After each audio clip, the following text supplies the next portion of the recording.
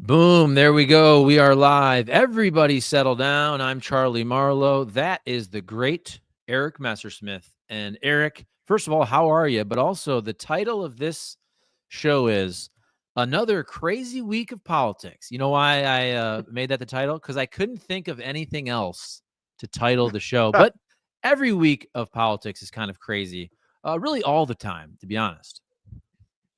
Yeah, especially now. This is kind of the new normal where there's so much news every week that it really is, you don't really know what to make of certain things because stories come out and you hear them, but you don't really know if it might be reversed later or what the details will be down the road or if a judge will block it in court. Like all of this stuff is happening at once, and it's led to a lot of, chaos. And let's be honest, that is one of the reasons that the financial markets have been shook recently, and why people are forecasting now an increasing risk of a recession. It's certainly not destined that it will happen. It's still under 50% by a lot of the agencies that forecast this kind of thing, but it is definitely in play in a way that I don't think it was a month ago or certainly 6 months ago. Let's start right there, because I find the topic of, well, just everything going on with the economy, but also potentially a recession. I find it really interesting because, the word recession, which has a finite definition of what? Back-to-back quarters of negative GDP growth. And so we haven't had that yet. But I'm thinking to myself, if I'm just being honest, the way the average person, anybody really, would look at the economy post-COVID, I feel like we've kind of been in a recession. Now, not by definition, but whatever you want to call it, economic downturn, whatever you want to say.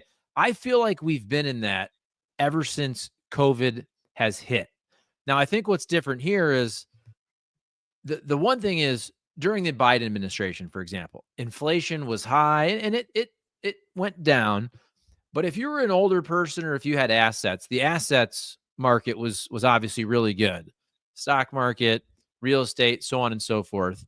So as you have this lingering inflation, or we want to call it prices now, I will say in the last couple months, now that the stock market is dropping, I'm trying to sell a couple rental properties. The real estate market is not great. It's still, don't get me wrong, it's still way up from COVID.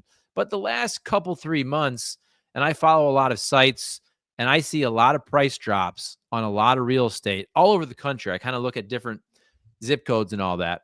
So I guess what we're having now, though, is we're getting hit on both sides. We still have the lingering inflation in prices, but now assets are also coming down. So it truly is affecting everyone. If over the last 3-4 years you said, okay, inflation sucks, obviously, but the price of my house went up X amount, the price of my portfolio went up X amount, you could say, all right, at least I got that. But now that's coming back to earth as well. Yeah, the stock market has lost all of its gains since Election Day. We're down almost 10% for the year, which is when you get into correction territory. And look, that happens in the stock market. It's not unusual for corrections to happen, but we're coming off of 2 years of 20+% gains in the S&P 500 in 23 and 24. As you mentioned, if you owned assets, and remember, more Americans own stock than are on Social Security through their 401ks and pension plans. Mm-hmm. It's kind of a misnomer that only wealthy people are in the stock market. A lot of Americans are. And so when you see these dips, that more than a dip, when you see these crashes over a fairly short period of time, that hurts a lot of people and a lot of wealth is lost. Now, stock markets go up and down. That doesn't mean in and of itself we're heading towards a recession. As you mentioned, the technical definition is 2 quarters of negative economic growth. We actually had that a few years ago, but it was for like technical reasons. It was about imports, and so there's a lot of things that go into the GDP calculus. So it doesn't mean necessarily just because you have negative growth, you're going to have a recession, because when we had the negative growth, we also had very, very strong employment. We were generating hundreds of thousands of jobs a month. We had low unemployment, and that is still, basically the case. Last month, we had about 155,000 jobs, 4.1% employment. If we stay there, we'll be fine. But if you see that unemployment number start coming back up, which we haven't seen in a while, and all of a sudden we start reversing that and we start losing jobs, then we will be headed to a potentially really bad place. And I do think it's interesting, the rhetoric from Trump himself and from his team has changed from, I'm going to solve everything on day one, inflation will be gone, it's going to be the golden age of America. Now it's, yeah, that stuff's going to happen eventually, but there's going to be probably a little bit of, they call it disruption in the short term.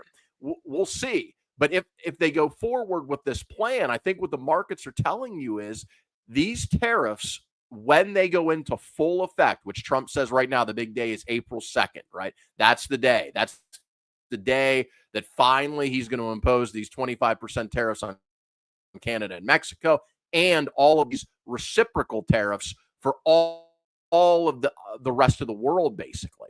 When that happens, we'll see. We'll see what the market reaction is, and we'll see if they actually go through with it. But if they do, I think we're in for a very bad period of time. Because remember, while that's happening, at the same time, you have hundreds of thousands, it looks like, of federal government employees going to get laid off. And it's not automatic that all those people will just all of a sudden find a job in the private sector. Some will, sure. But if unemployment starts to rise a little bit and there aren't as many private sector jobs, they may not. They may remain unemployed. They may have to get a job with a lower salary.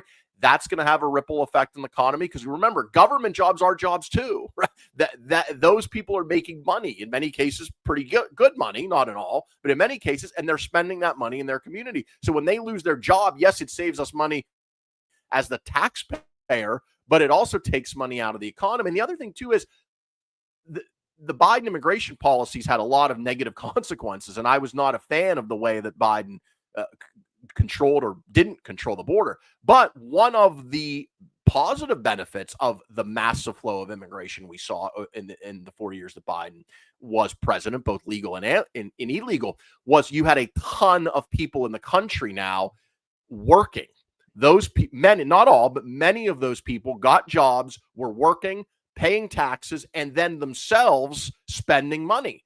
Right? They weren't just sending it all out of the country back home. They were spending it. They were paying for food and gas and alcohol and whatever, the vacations, whatever the case may be. Now there's nobody coming in through the border, basically, and we're deporting people. And Trump cut off a lot of the avenues for legal immigration. Like we talked about the Haitians in Springfield. They were here by the tens of thousands legally. The Venezuelans that were in Florida, they were here legally under temporary protected status. Trump has essentially revoked all of those and cut it off. So there aren't more people coming in, and a lot of those people are going to have to leave. So when you put all that together, it's a recipe for economic trouble. If you just had one of those things, it might not be that big of a disruption. Like, you can defend a lot of the immigration policies, but when you combine it with some of the other stuff, it could lead to some real problems. And I think especially the tariff thing, that's the one that is the biggest head scratcher to me. The other ones you can debate on the merits of what we should be doing in terms of how we should be trimming the federal government workforce, if it's too fast, if it's too much, if it's going to lead to disruptions and poor service. But with the tariffs, that's like a self-inflicted wound, especially the across-the-board tariffs on Canada and Mexico. I made this point before. We literally negotiated this stuff in the USMCA that the Trump administration negotiated in his first term. Congress passed it. Canada and Mexico agreed. Our economies are so integrated. They're our two biggest trading partners. And now, under the guise of stopping fentanyl and illegal border crossings, we're going to slap these massive tariffs and have essentially a trade war with our two biggest partners, which makes no sense for Canada. None at all, because almost none of the fentanyl comes in through Canada. The reason, though, Trump did that is because he needed an emergency declaration in order to have the power to do it. And so that's what he's using as the excuse. Congress is the one who should be stepping in and stopping that and saying, no, this isn't an emergency. But the Republicans aren't going to do that. In fact, they put a measure in this bill that passed the other day, the funding bill, that won't even allow them to vote on that. So I think it's a big mistake, but we shall see. And just one other point on how dumb tariffs can be. Even on something like so for instance, the 25% tariff on steel and aluminum just went into effect, okay? even if you defend that on the basis of, okay, we have to protect our industries for steel and aluminum because they're critical things. During Trump's first term, he did this in 2018, put tariffs on steel and aluminum, and it did help those industries. And it did create some jobs in those industries. But according to the International Trade Commission analysis, it ended up costing Americans more than $3 billion because it made everything else expensive.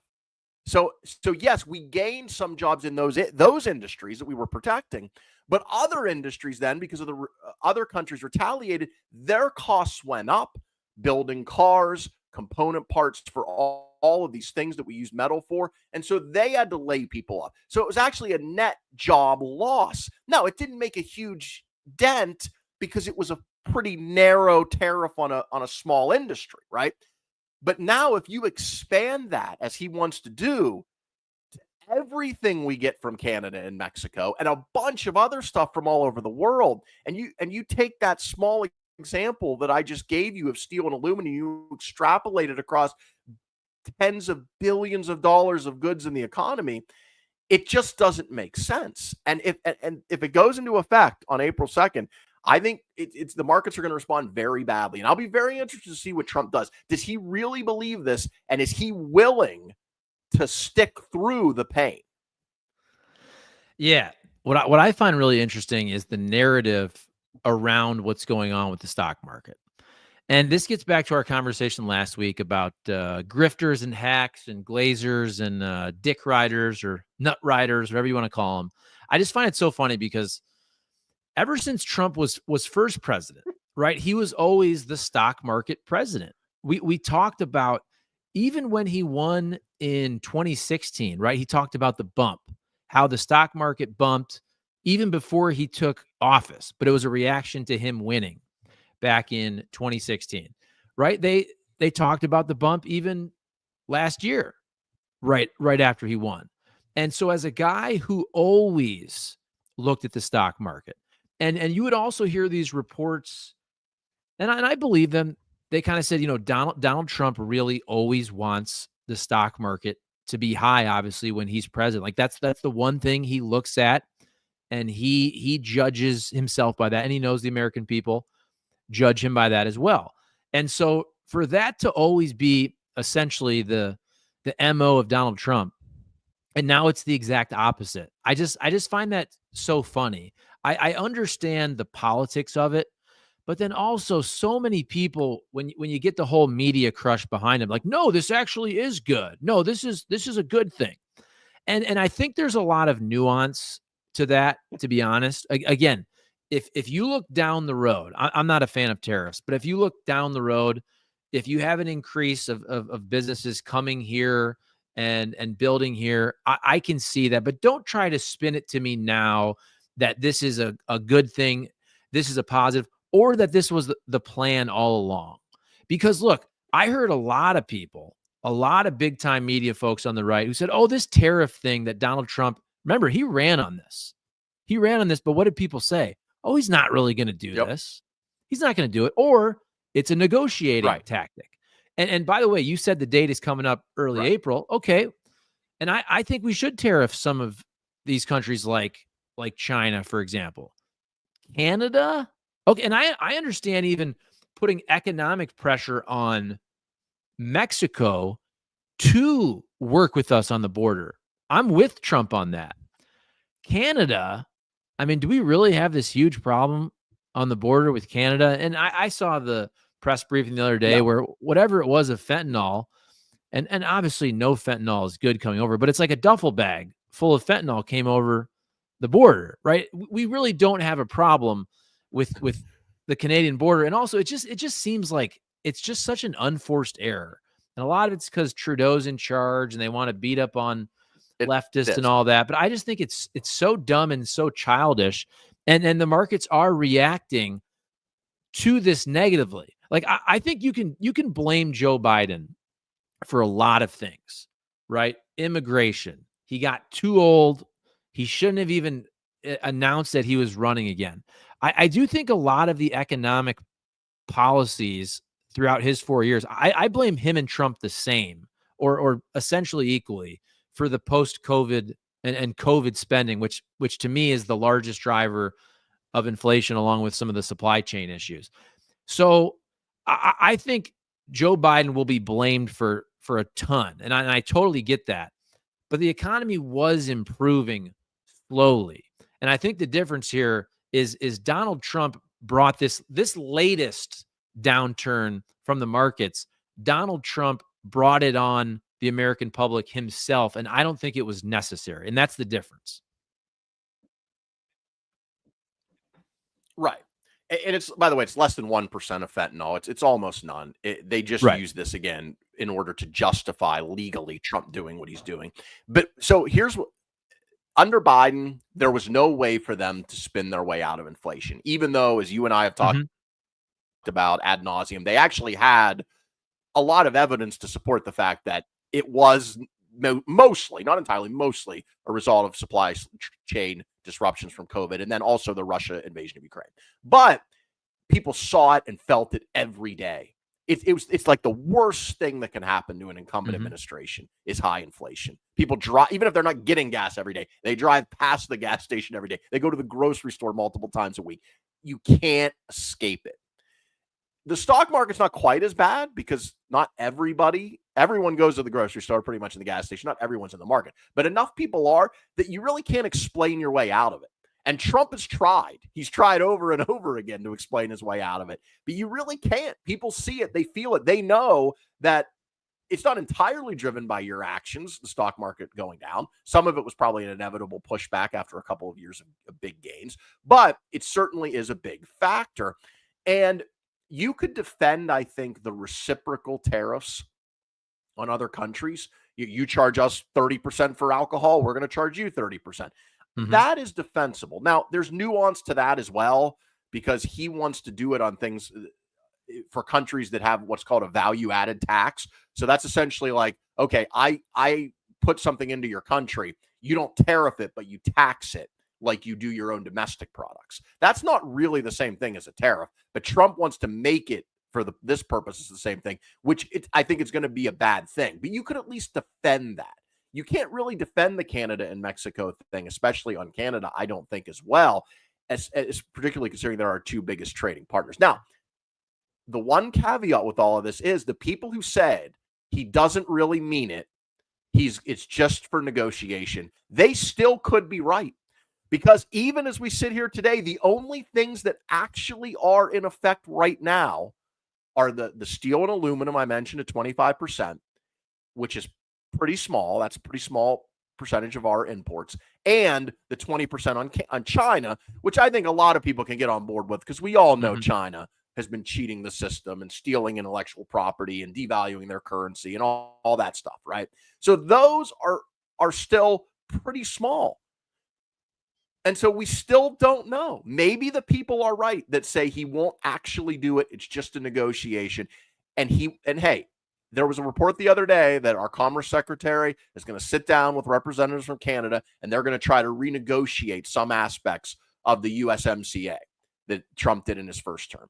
And if this ends up where in a few weeks from now, we just renegotiate some things are tweaked, and the tariffs don't actually go into effect, then I'll be happy. I will be happy that those people were right who said he doesn't really mean it. But if that's true, then all of these wonderful benefits he talks about that will happen when the tariffs go into effect, they're off the table, right? You can't have both. You can't have it on the one hand be this tool for negotiation to get you better deals, to get barriers lowered everywhere, and then also have the positive effects of re-onshoring all of these industries. Because the only way, if you believe in the theory, that it works is if companies realize they have to bring everything into America, because the tariffs are not only here, but they're here to stay for a long time. And we're willing, the president and the administration are willing to take the pain. They're willing to take the hit. So we'll see. We'll see what he actually does in the end. How much pain is he really willing to tolerate? I just think it would be such a mistake. There's a part of me, I don't want to see anything bad happen, but if you look at tariffs and how bad they are, again, on a large scale, not individually here or there, those are very defensible. but massive across the board tariffs are really bad for countries. History has shown that the economy is so integrated today with globalization worldwide. It would be such a bad mistake. And if it actually went into effect and people saw how bad it was, maybe that would get this like taste in our mouth that we would then realize, hey, let's not go down that road ever again. Like, it's a really, really bad idea. Okay, I want to read this tweet. I saw this the other day. This guy is Sporadicalia, and I screenshotted it. So it's 2 tweets in a row. The first one blew up 2.5 million views when I clipped it off. There's probably more now. But he says, I'm not going to lie. I kind of want the stock market to crash. Housing market too. F it. Let's even crash commodities while we're at it. I'm 27 and I have 0 chance of ever owning a home. You think I give a single solitary F? I've been waiting to buy the dip since I was 15. That tweet blows up. Then he follows it up and he says, if this goes viral, let it be known that I only kind of jokingly mean this. And also, I'm not that poor.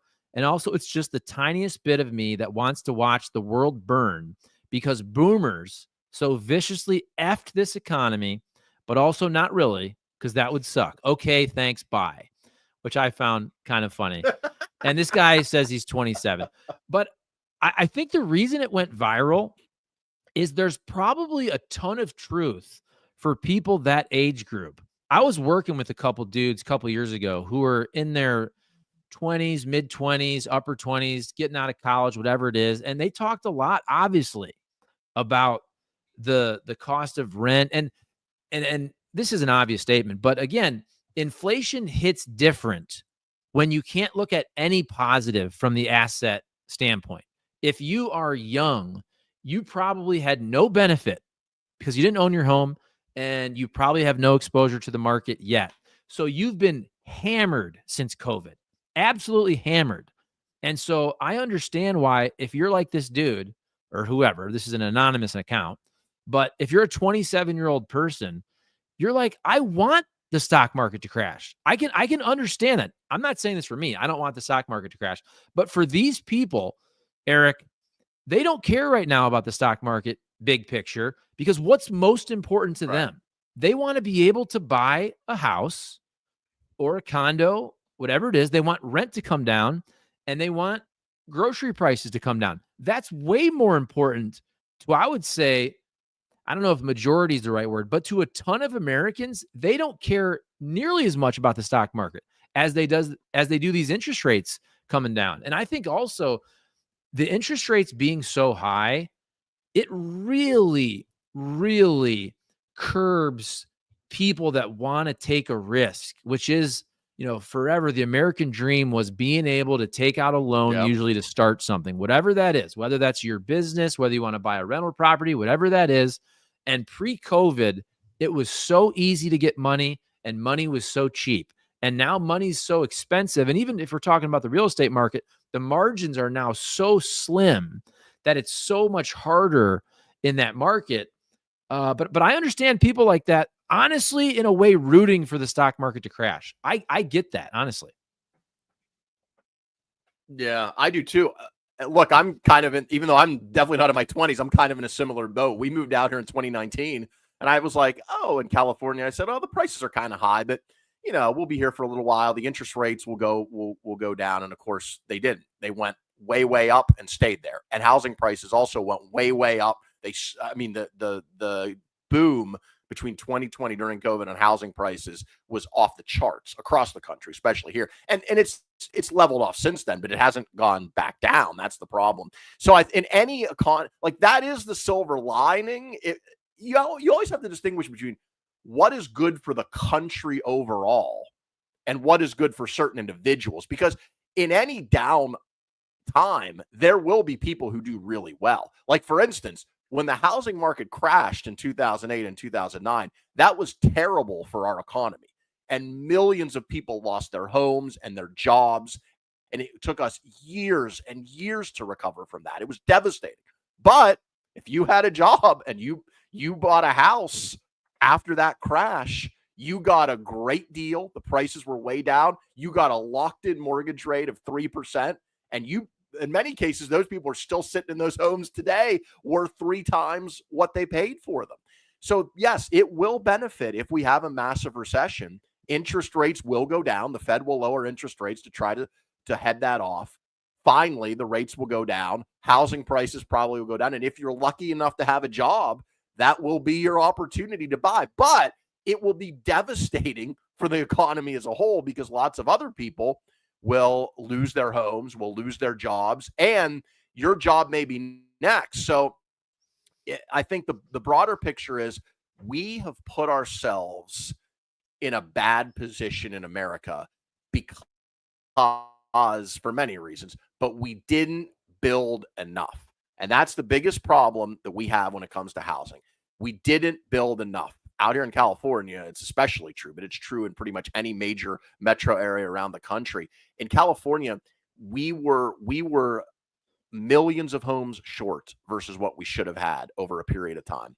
And you just can't make that up, even though your population in California now is finally consistent after going up and up and up. You were so behind. And Ezra Klein of the New York Times talks about this a lot. And he actually has a book coming out called Abundance. And he's a liberal.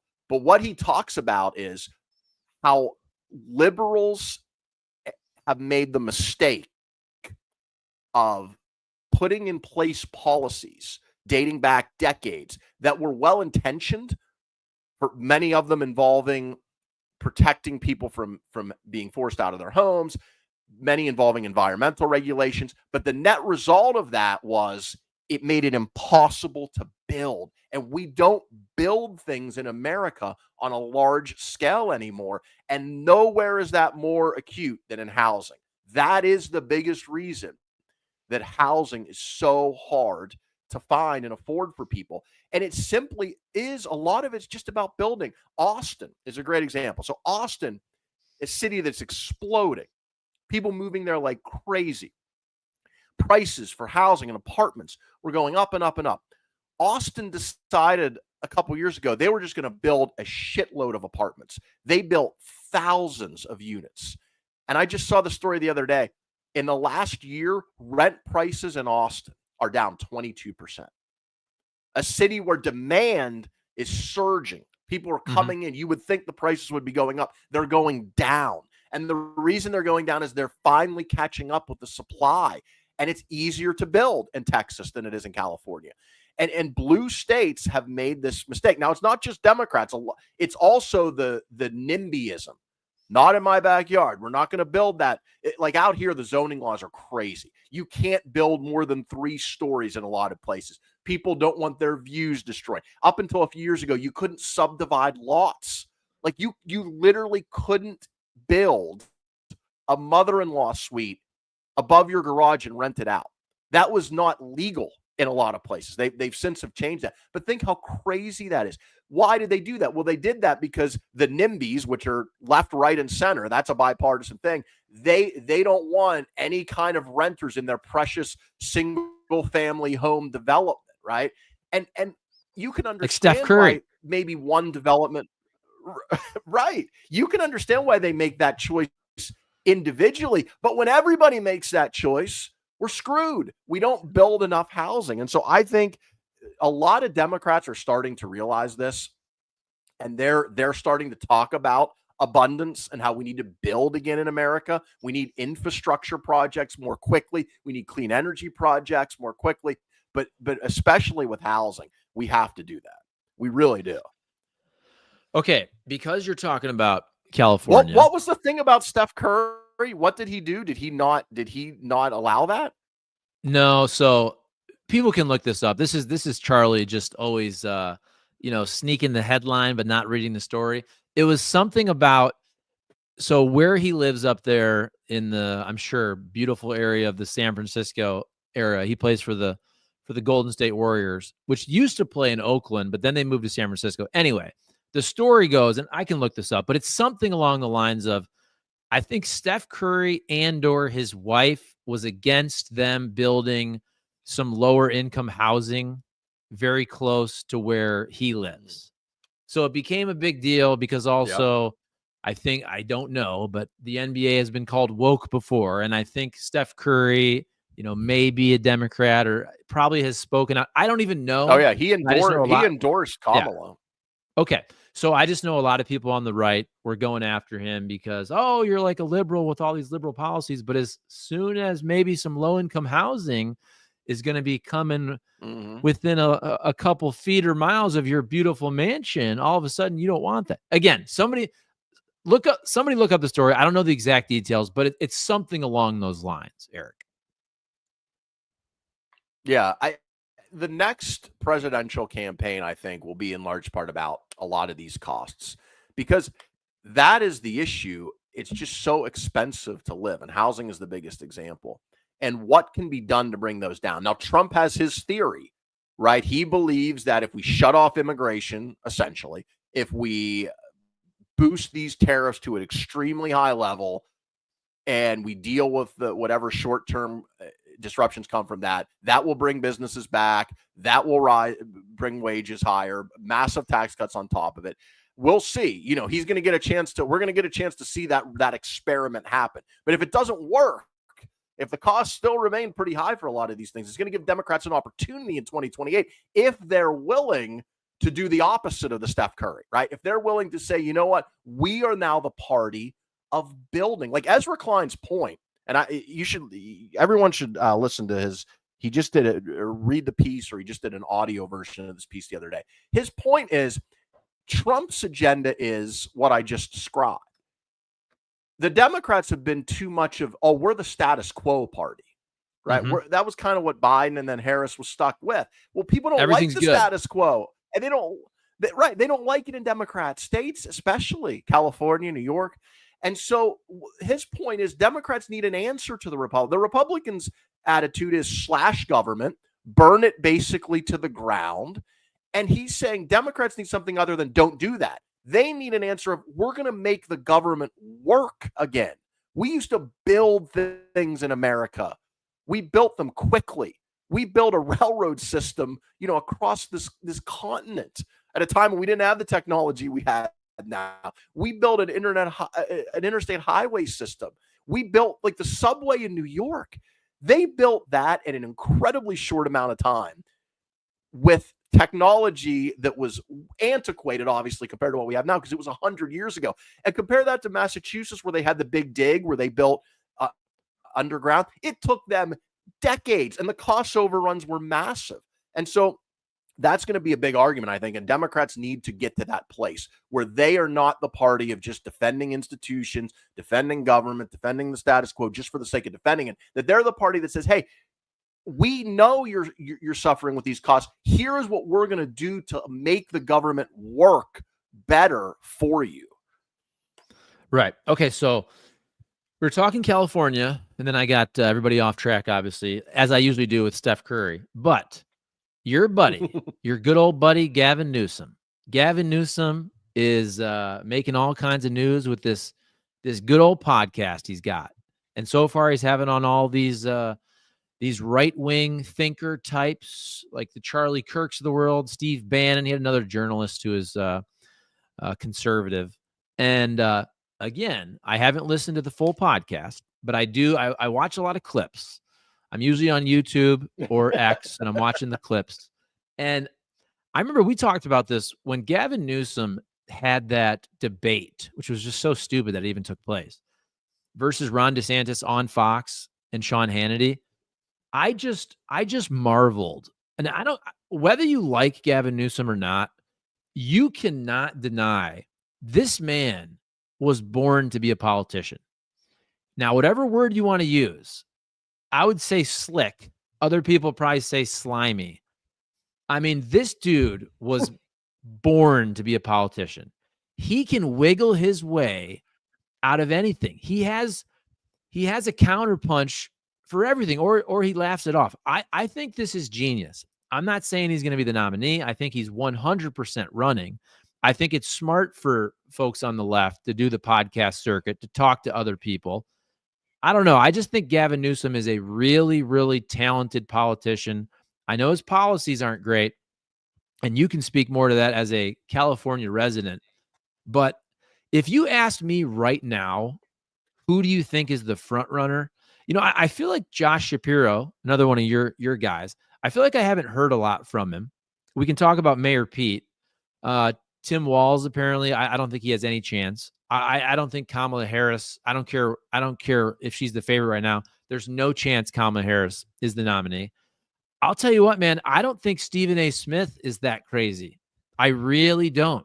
I Wow. really don't. I'm You just mean he's saying, like, not? Do you mean you don't think he's that crazy, or you don't think it's that crazy that he could be president? if he okay, I was one of the people who said it was crazy 10 years ago. I remember saying this on the radio, and they play the clip over. We all did. When somebody suggested Donald Trump as president in like this was like 2014, 13. We have the clip, and we're all like, "Oh, this is stupid." So I'm not going to do that again. I'm not saying he would win, but if Stephen A. Smith actually wanted to run, I think he would have a chance. I really, truly believe that. But if you ask me right now, who do you think the Democrat frontrunner is? I think it's Gavin Newsom because I think he's going to run. I think he's slick as hell. And I just think he's really good at working the media. He's already coming to the center, right? He's going to have another 3 years to come further to the center. We're going to get years away from his French Laundry restaurant trips and all that. And he's even kind of laughing that off a little bit. Like when Charlie Kirk said, "You close the schools for 2 years." He kind of said, "Oh, it's a good line." Like, Yep. he's really good at media and content. And you can make the argument that in 2024, 2028, that's maybe the most important thing is to basically pop off in some of these clips that go viral. And I think he'll do that. Yeah. Yeah, look, 2028 is already underway. Let's be clear. That's what this podcast is about. We all know Gavin Newsom's wanted to run for president for a long time. And then the news with Mayor Pete today saying he is not going to run for the Senate in Michigan. There's an open Senate seat in 2026. He was polling very well and looked like he might get in. He lives in Michigan now, and he announced today he is not running. And the reason he's not running, people assume, is because he's going to run for president in 2028, and that would be a really tight turnaround to essentially win a Senate seat, then immediately start running for president. So now he's freed up. But getting back to, so 2028 is underway. I think, look, if I had to bet my money, I still am going to go with my boy Shapiro. I think I would bet on him, but I think Newsom is the slight favorite right now. But, favorite is a subjective term because I don't think anyone is a clear favorite. But I think what you're seeing from this podcast, and just like you, I see the clips. I'm not sitting down listening to however long he talked to Charlie Kirk or Michael Savage or Steve Bannon. Not that there's anything wrong with it. Maybe I will listen at some point, but I'm seeing the clips. It shows you how good this guy is. Newsom is such a fascinating character to me politically, because on the one hand, if you just take away how you feel about him, what political philosophy he has and you have and the issues, and you just judge it raw political ability, he is about as high, I think, as any active politician, just in terms of the whatever skills make you a smooth politician. He has those. I don't think he's quite like Bill Clinton, Barack Obama level, but the it factor, he's got it. On the other hand, the baggage factor with him is equally as high. So I think he has both this incredible ceiling of ability, but also this massive amount of baggage that no other candidate has, because California has some problems. And we all know that. We all know, as I mentioned, the cost of living, the homelessness. Up until last year, people had been leaving California. There was a net loss of population. That reversed last year. We'll see what happens in the future. That reputation will be with him. But you mentioned his moves. I talked a few minutes ago about that subdividing of properties and how you can finally do that. A lot of that's something he pushed. He talks about what I've been mentioning, the abundance agenda, trying to build more housing, rolling back regulation. Occasionally, you have a super majority out here in the Democrats in the legislature, House and Senate. He doesn't sign all the bills they pass. He vetoes some of them. And usually when he vetoes it, it's the most extreme. When he did that podcast with Charlie Kirk the other day, he smartly came out and said he does not support biological boys playing girls' sports. He's the most prominent Democrat by far that has come out and taken that position. He didn't do that because he's a fool. He knows that if he jumps out on this stuff now and makes himself seem more reasonable and begins the move to the middle now, it will give him credibility when he's running in the primary, where people won't say, "Oh, you're just doing this now in an election year." He can say, "Wait a minute, I took this position years ago on my podcast. I talked about these things when I was the governor of California in 2024 and 2025." So he's laying the groundwork now. It's smart politics. I happen to agree with him on those issues, so I think he's on the right side of those issues. But it shows his ability to mix it up. What did we talk about last year with Democrats? One of the issues that Harris had, they didn't go where the people are. They didn't do the adversarial long-form podcast interviews. Newsom, it's a little bit different because he's asking the questions and not taking them. But he's going in and being like, "All right, bring me the most radical right-wing people you can find. Steve Bannon, Charlie Kirk, people who I completely disagree with. Let's mix it up in a long-form conversation."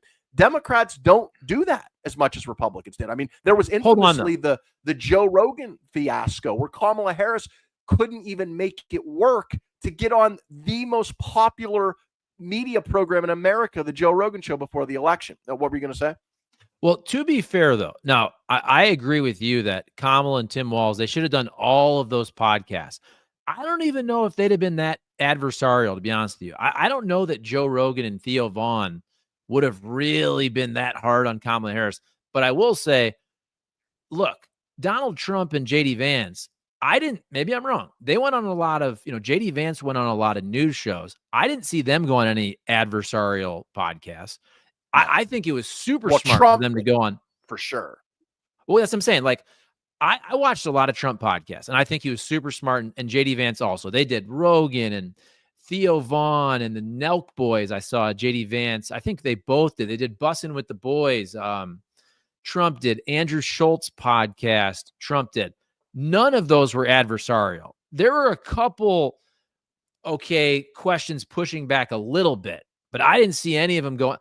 I guess who would be the big left podcast? It would be Midas Touch. It would be David Pakman. It would be Pod Save America. Like, I didn't see Trump and JD Vance go on any of those either. But I wanted to go back a little bit. You said with Newsom that he's going to the center, for example, on the trans stuff. Was he a dude that thought a couple, 2, 3, 4 years ago that biological boys should be allowed to play with women or girls in high school, whatever it is? I bring that up because there's also this argument about, Democrats, you're not going to win by going to the middle.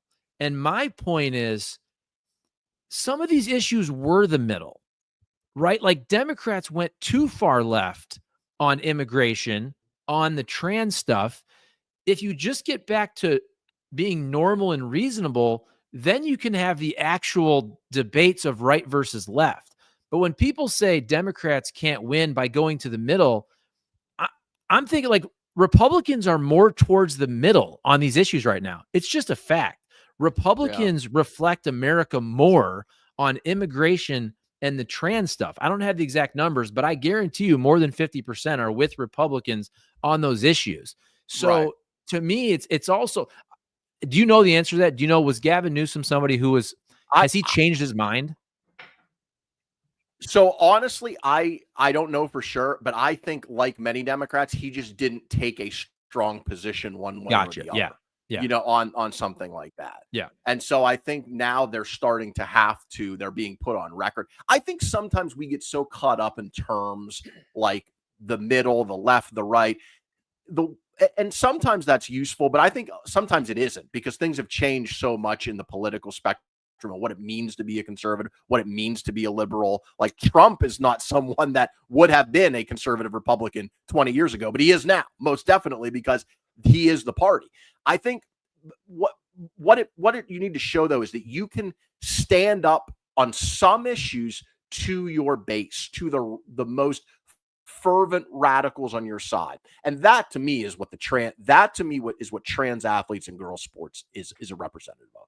Is it just shows, is there anything where you are willing to look your side in the face and say, you know what, you guys have gone too far. I'm not with you here.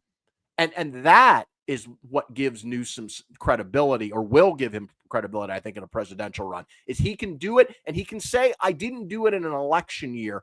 I did it years ago by the time we get to 2028, which will be true. Unlike Kamala Harris, who did kind of try to walk back her positions, but did it only in an election year and didn't really explain it, right? That's the other thing, too. If you've changed, that's fine. People, I think, accept that. Some people might even like it, but you've got to tell people why you changed. What insight did you come to? What data did you see? That, I think, is part of being authentic. And so I think Newsom doing it in that interview with Charlie Kirk in just kind of a conversational way and explaining it made a lot of sense. And then the French Laundry thing, when Kirk brought that up, I saw that clip too.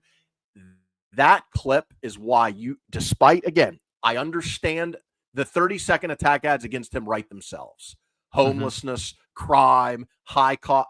He's got a ton of baggage. I do not think he would be the best candidate for Democrats in 2028. I want to be clear on that. To win, though? What about to win? To win I do not think he'll be their best person to win the presidency. To beat a Republican, to beat JD. But I want to say this. I can see people saying French Laundry.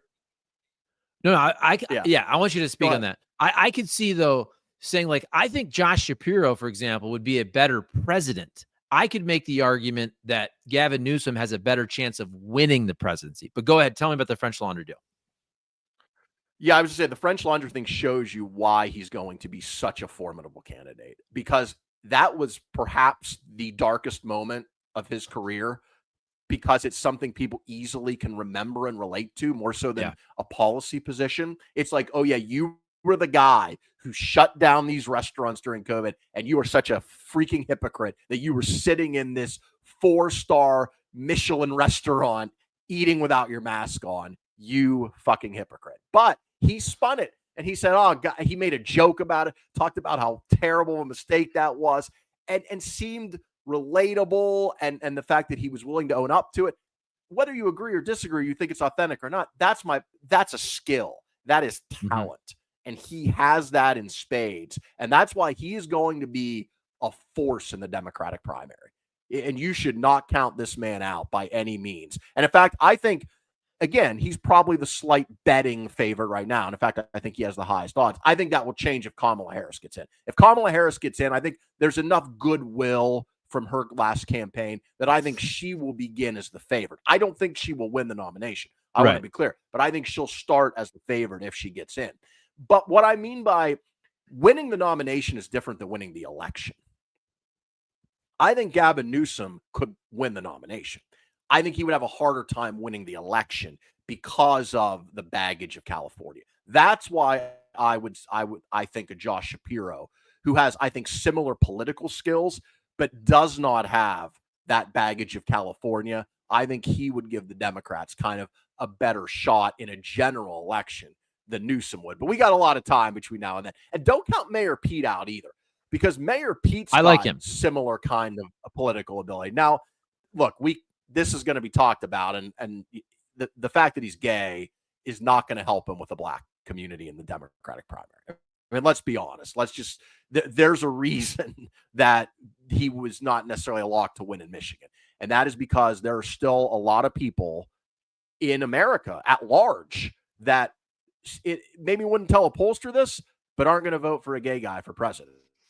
And there's a lot of them in the African-American community, particularly black men, young black men. Are they going to vote for Mayor Pete in a Democrat? You saw Mayor Pete did great in Iowa in 2020. He won Iowa. He's good.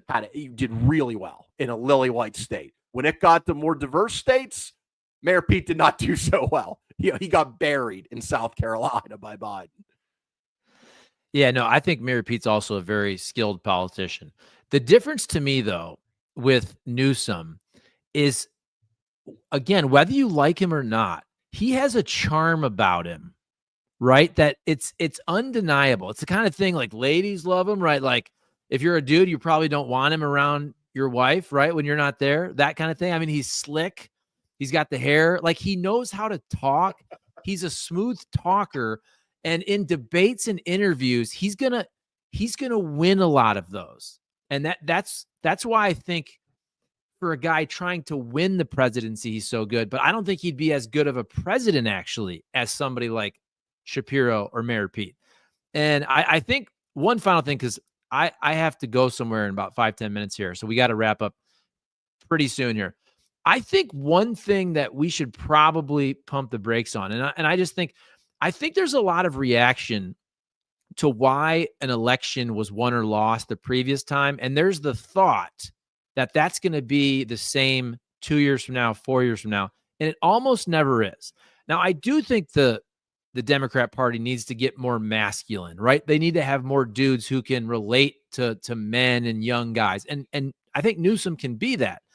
But also, if you're thinking that Trump won on masculinity and men in 2024, that might not be the reason somebody wins in 26 or 28. Like if you look back, 2016 was about immigration, and 2020 you had everything with COVID. The 2022 midterms, it was a lot about Roe v. Wade and even January 6th. But then you know what? Roe v. Wade and January 6th didn't really have a big impact in 2024. These things go in cycles. So I just wonder. I wonder if in 2028 we'll still be talking about Democrats and the need for like a more masculine figure, which big picture they need. I don't know, like Mayor Pete. I think Mayor Pete would be a great president. I don't know if he can win, but I think he's good too, man. Like he goes on Fox News and he can kick their ass also. I don't think Tim Walz has a shot. I don't think Kamala Harris has a shot. I mean, if you ask me right now, and I like Gretchen Whitmer too, and then this will come across sexist, but I feel like the Democrats have tried women now twice, right? And it hasn't worked. And I do think it'll work eventually. I don't know if that's the right play the next time around. I don't know. I'm just throwing that out there. But like, if you told me we could see some debates with Shapiro, Mayor Pete, and Gavin Newsom, like sign me up for those. I think those will be great. Yeah. Oh, yeah. And I think a dark horse is Wes Moore, the governor of Maryland. Yeah. He is a younger guy, was in the military, and he has a lot of those kind of qualities. He's someone to watch out for. And then there's going to be a champion of the left. Like I think AOC is the leading candidate to carry that mantle.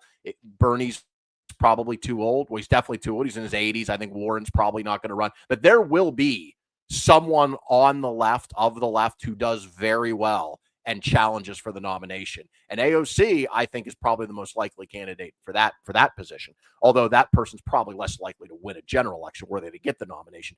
But I think one thing we have to remember is politics is so scrambled now. You mentioned it with Donald Trump. Who would have thought Donald Trump would even be a viable candidate? And then who would have imagined his brand of politics would overtake the Republican Party on things like trade?